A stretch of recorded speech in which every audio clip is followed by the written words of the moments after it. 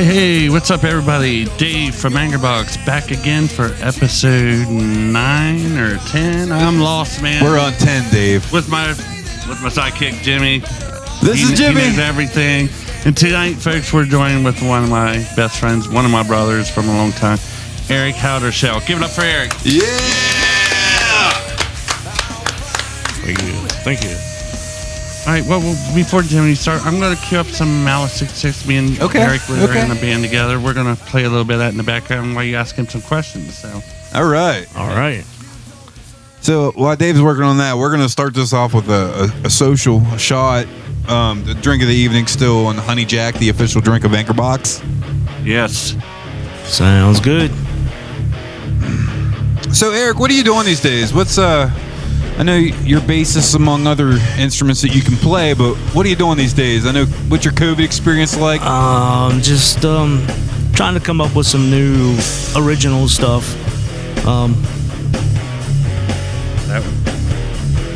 Just doing some scratch tracks. Trying to write some lyrics. Watching Netflix. But just chilling out, and I working in the week.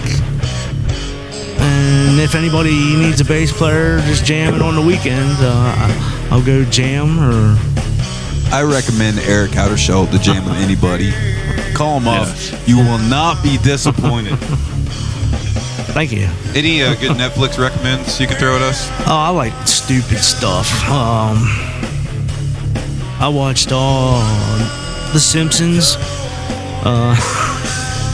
Cheers to episode 10 with Eric HOUDERSHELT. Cheers.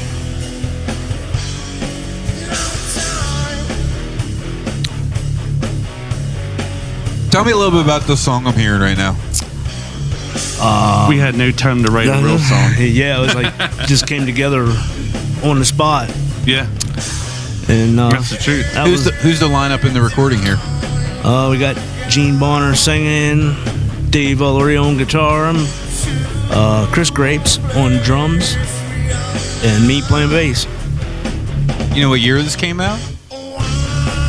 90s, 99, 2000. Yep. Yeah, it's about the time that me and Dave first met, and we hadn't actually met in person.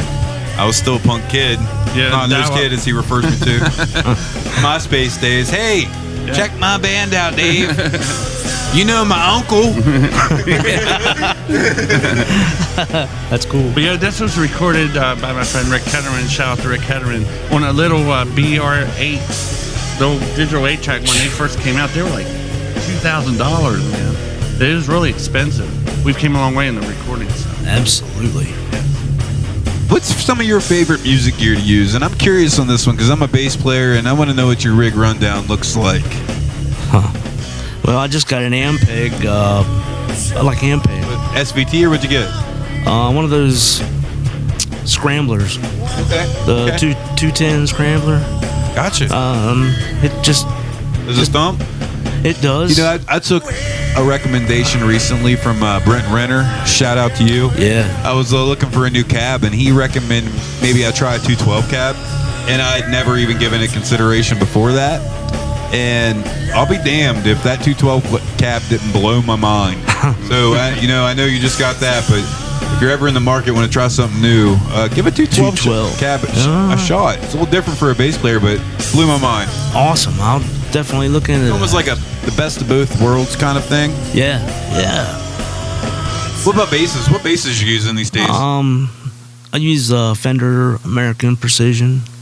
Sometimes I use the jazz bass. But yeah, once in a while I'll break out the Ibanez 6-string. That's where I'm at. Ibanez. Shout out to Ibanez sound gear, anything. I love it. Yes, they are. I like them. I look them at all. Right? You know, I love my Schecter guitars too. I got some Schecter basses, but the Ibanez stuff for bass players, it just connects with me. Yeah. I have the Schecter Elite, also that 5-string bass. I will say in the studio, the Schecter does come off pretty nice. Yes, it does. Eric, I would just wonder, do you remember this track? Wow. Yeah. You guys hear this kick drum? It's Eric. We wrote another country song. Remember I told you about me and Chris Spiker of Angerbox? We wrote a country song with her. And then this is the one me and you helped me with. Yeah. And you even played your mandolin. Yeah. Yeah. This is that song. I was surprised it was on. I was just going to this. No way that's on there. Yeah. I remember this. What's this song called? Wildflower. Wildflower, yeah. Who's doing the vocals right here? A 16-year-old girl named Randa Engel. So Randa, if you're still out there and you want to come on the show, if you're still into music, let me know. Wow. I haven't heard from her in a while. That'd be awesome. Eric, I know you have been in numerous bands around the area. Oh, yes. Just everything. Everything. Everybody's had a little piece of Eric. Except for me, by the way. But anyways, of all that, all the gigs you played, all the bands you played with, what's your craziest shit you've seen on stage? What have you seen? Oh my! Well, we played at a strip club in Morgantown years ago with Strangers with Candy, and so we had strippers on the stage with us. There was like two different areas. They had the bar where the band played, and then you go through this hallway, and then there was the strip club. So we would play, and the strippers would come over and dance on stage with us, and then we'd go over there whenever we were on break and watch them dance. Was there any specific song that resonated with the strippers? I couldn't remember. They were dancing to all the songs. That was Strangers with Candy. Yeah. Yeah, you guys just released Hollywood Style, that single. Then remember? Yeah, we were doing. Who did that recording of Hollywood Style? Who did that recording? I wish I had that to queue up right now. Frostberg, right? Does anybody in the audience have that song or can get that song? Forward that to me. I would love to have a copy of that song. That was a good song, man. Hollywood Style. Was that a real, did you guys record Mark a real Gallons, bike? Right? Yes. Was that a real bike in the beginning? Did you record a real bike? Yeah. They recorded somebody's Harley. They brought it up to Mark I didn't know if that was a sampled sound or something. When we would play it live, I would do a thing on the bass, and it would be like try to make it sound like a motorcycle. That was a badass tune. You got some radio play with that too. Yeah. Right? Yes, they did. It was for that Savage Cycles. Yeah. Was it Budger Records? Was that Mark Gallons? Budger Records? Shout out to you, Mark Gallons. Mark Gallons, if you want to come on the show, hit us up, brother. Great sound man, great guitar player, great guy. I'm going to put you on the spot with something. Okay. We want to know, in your eyes, our area's best musician.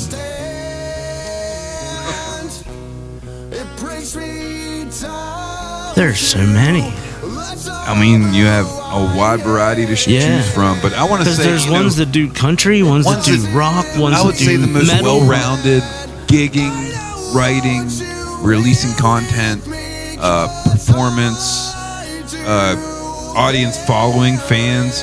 Who's the person or the band that you think really, those guys or that person, they really know what's going on right now, and I believe in that person?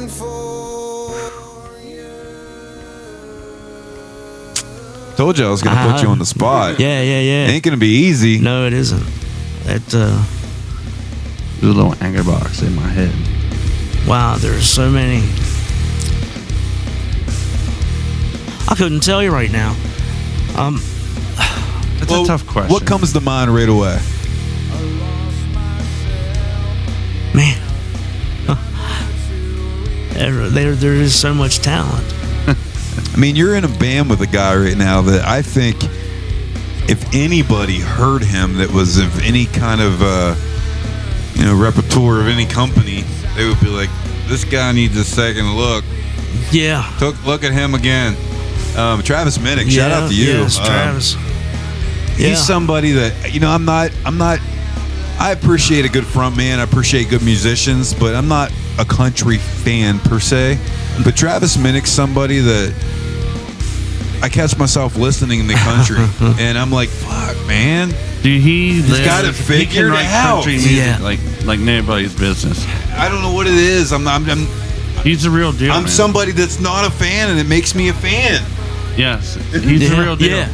People loved him from. I mean, when we were playing in the beginning, like everybody needed to hear them songs, and it was like really, so touching. That here to stay, man. I wish I. Let me see if I even got that. Look for that, Dave. And Travis is one of those guys that I think the right exposure, he would be there. And you're in a really significant position that you're in Travis's band. Yeah. And I've never really got to jam with him too much. I know Dave's worked with him in the studio, but he's a talented mofo. Very much so. Yes. I want to anything he releases, whether it's on a big platform or a little platform, I'm going to subscribe. I'm going to look at it because I think he's really somebody that's from our area that has something special to offer. He does. Yes, I agree. I'd like to see him. He's this. I know COVID's fucked really everybody's plans, and this, yeah. This podcast may have not started if it wasn't for COVID because we can't gig like we're used to.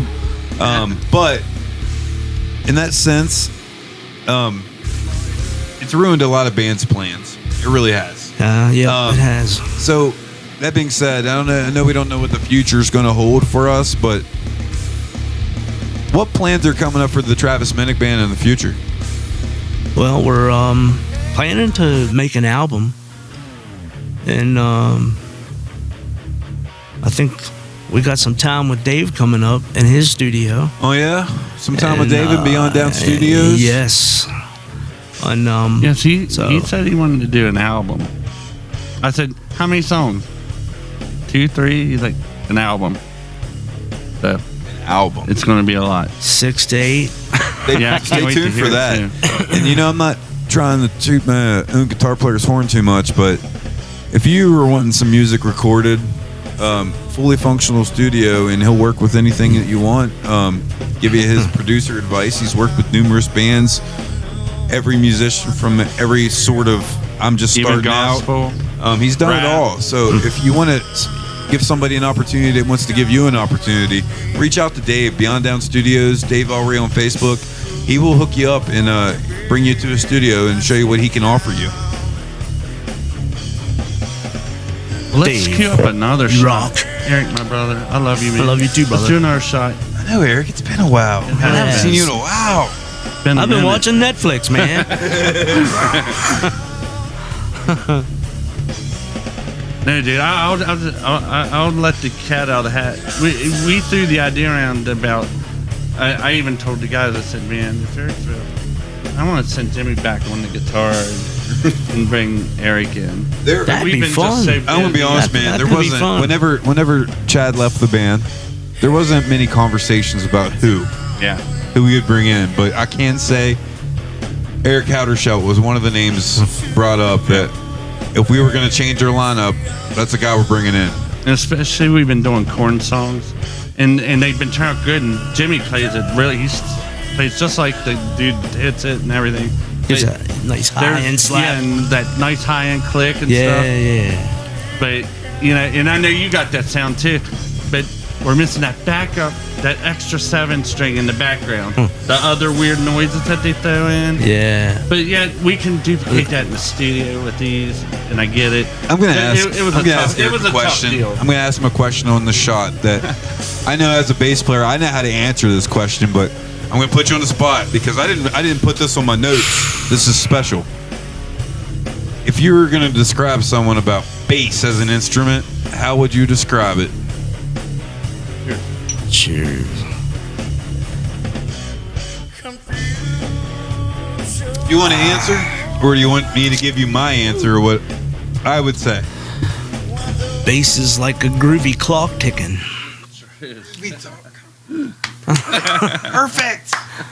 Yes. A groovy clock ticking. You know what I always say is when I'm working with a new sound man, whether it be a new band I'm jamming with, or I got new gear. The way I resonate with the gear is I don't want to hear the bass. I want to feel the bass. Yeah. And that's what I always say. Yes. I like that too. Any bass players out there, I'm going to tell you a trick real quick too. This is a little mental minute for you. Watts don't matter. No.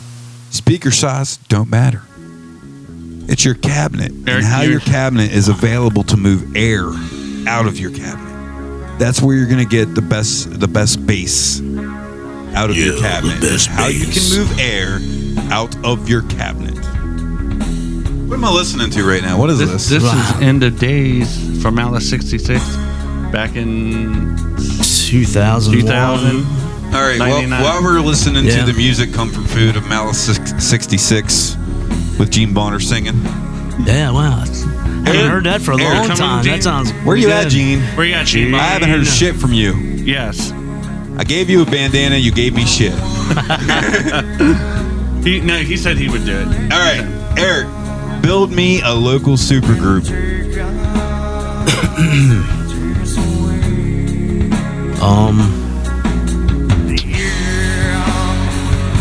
Days is coming. Wow. And then so I remixed it too. It sounds way better. I was thinking of getting a group with like several bass players and Tom Fair. You got my attention. Tom Fair. Yes. Tom Fair.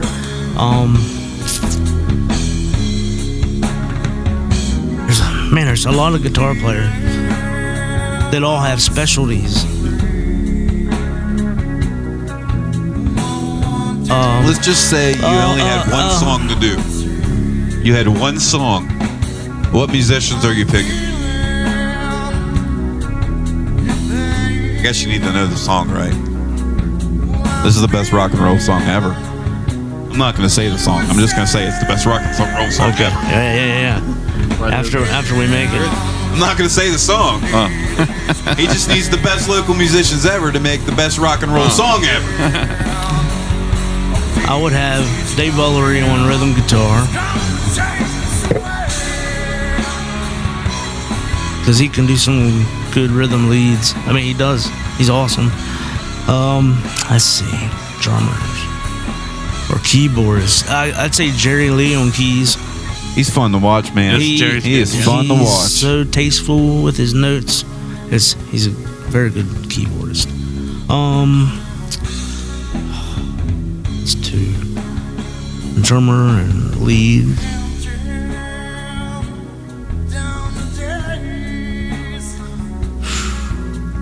I'm just throwing this out there. I think you should play bass. I could do that.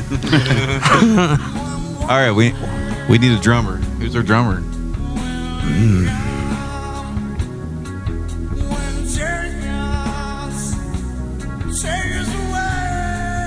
I would say Donnie Carmen. Rock solid. You know, Solid, Donnie Carmen, Donnie. you're going to be on this show soon. I haven't reached out to you yet, but it's going to happen soon. Yeah, he knows he's invited. Donnie's coming. Yeah, he'll be. Yeah. What we need? What else we need? Vocal. We need a front person, front front man, front woman, somebody that's going to make this complete, somebody that's going to bring it together and be like, wow.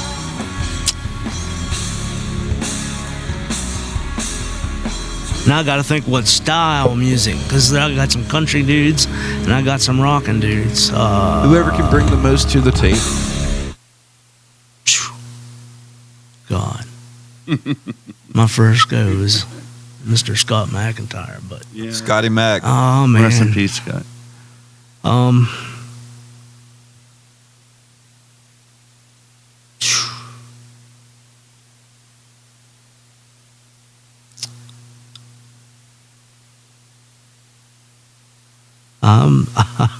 I'm lost for words. I was going to say, this is the most dead space I ever had. I told Sorry, you. I asked sorry. the tough questions. Front person. Because I'm thinking the front person that can sing What and put genre? the good show. He's running through genres. All right, we'll just say everything. this. We'll forget the genre and say the person that would captivate our local crowd the most.